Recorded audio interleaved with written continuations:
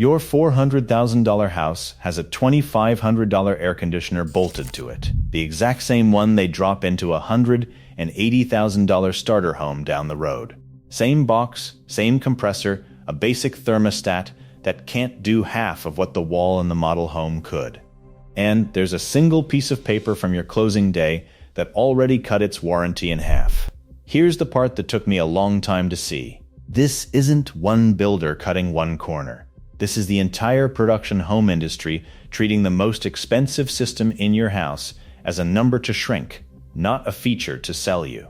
The median new home in America crossed $414,000 last December. The air conditioner inside it costs your builder less than your kitchen island. By the end of this, you'll know exactly what's hiding in your walls, the badge trick that lets 4 brands pretend they compete, and the one question that makes a builder's fat guy go quiet. But that piece of paper is the part I can't stop thinking about. We'll get there. Let's start with what's actually outside your new house. Odds are, it's a Goodman. Specifically the single-stage stuff, the GSX-N3 family, or a Lennox Merit ML14, sized right at the legal floor. In the north, that floor is 13.4 SEER 2. In the south, it's 14.3. Single stage means one speed. Full blast or off, like a light switch with no dimmer. There is no in-between, which is exactly why a brand new house can feel cold and clammy at the same time. Here's what your contractor would have called the upgrade you never got. 2-stage, variable speed, real zoning. The Daikin Fit, the Carrier Infinity, the Trane XV20i. Your builder had every one of those on the menu. He picked the one that costs him the least and still passes inspection. That's not a defect, that's a decision. And they made it on purpose. And the warranty on that cheapest box is where the paper comes in, so hold that thought. Now the badge trick. You've got opinions about brands. Your father-in-law swears by one, your neighbor swears at another. Most of those opinions are loyalty, not data. Daikin, the largest HVAC maker on earth, owns Goodman and Amana. It bought Goodman for $3.7 billion back in 2012. Carrier owns Bryant, Payne, Tempstar, Heil, Comfortmaker, day and night. Trane and American Standard are the same unit wearing a different sticker. So when you get 3 quotes and it feels like real competition, a lot of the time you are looking at the same factory in 3 different name tags. But here's the part underneath all of them. Most of these run the same part inside. A Copeland scroll compressor. There are over 200 million of them installed worldwide. The $7,000 unit and the $4,000 unit can run the identical compressor. You didn't pay for a better machine. You paid for the badge on the front. Sit with that for a second. The premium brand, the value brand, and the builder brand can all trace back to one parent and one compressor. Different logos, different price tags, one calculation. And not one of them is going to volunteer that to you in the driveway. And there's a grief underneath all of this that the comments say better than I can. Your dad's unit ran 25 years and he barely touched it. The one in your new $400,000 house is engineered to make it to about 12. Same brand names in some cases. But the fact that his lasted a generation and yours runs on a timer is not an accident of physics. It's a business model. They stopped building them to last because lasting doesn't sell you the next one. But here's the colder part. The paper I keep mentioning is how they make sure that clock runs out on their terms, not on yours. So where does the money actually go? The National Home Builders Association puts the full HVAC rough in on an average new home around $27,000. But that's the ducts, the labor, the permits, all of it together. The equipment itself, the part you would actually replace, runs the builder closer to $2,000 or $3,000 wholesale. It's the same system you will later pay a contractor $8,000 to $15,000 to put back in. And the upgrade game is worse.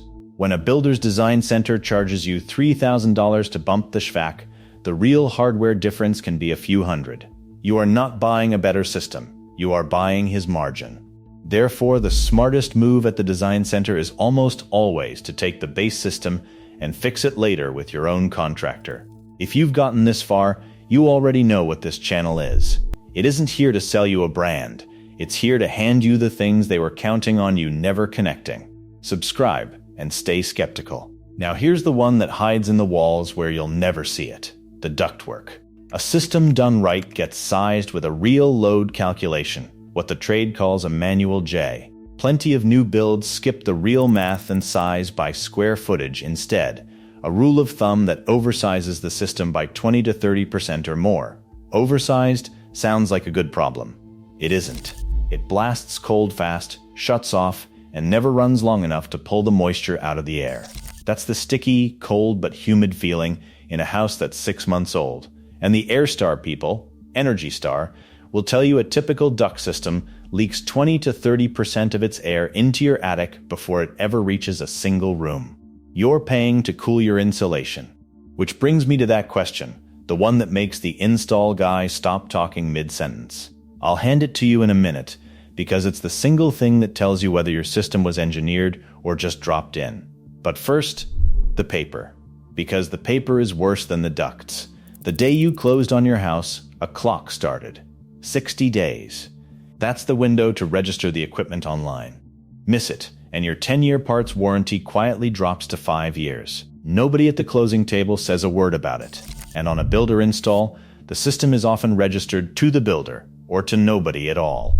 Which means a lot of people who closed on a new house this year are walking around right now believing they have 10 years of coverage when they actually have 5. But it gets thinner than that. Goodman's better coverage, the lifetime compressor protection, only belongs to the original registered owner. It does not transfer when you sell the house. And even fully registered, that warranty covers the part, not the labor. The coil itself is free. The 4-figure bill to rip it out and put the new one in is all yours. That's the paper. That's the thing I couldn't stop thinking about. You were handed a 5-year system and told it was a 10-year one, and you signed for it without ever seeing the page that said so.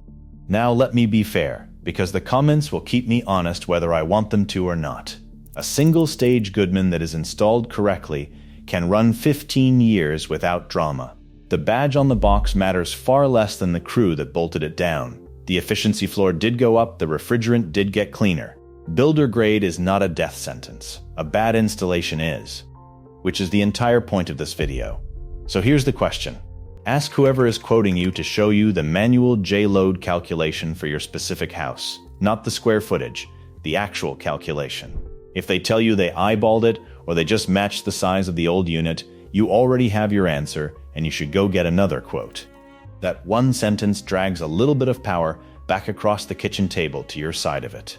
You now know what's really in your walls, who actually built it, and why your warranty might already be half gone. Most people signing for a new home this week have no idea. That is not a small thing to walk away with. YouTube put 2 videos on your screen right now, and it thinks you'll like one of them. So go ahead and click one. And if you made it all the way to the end, subscribe.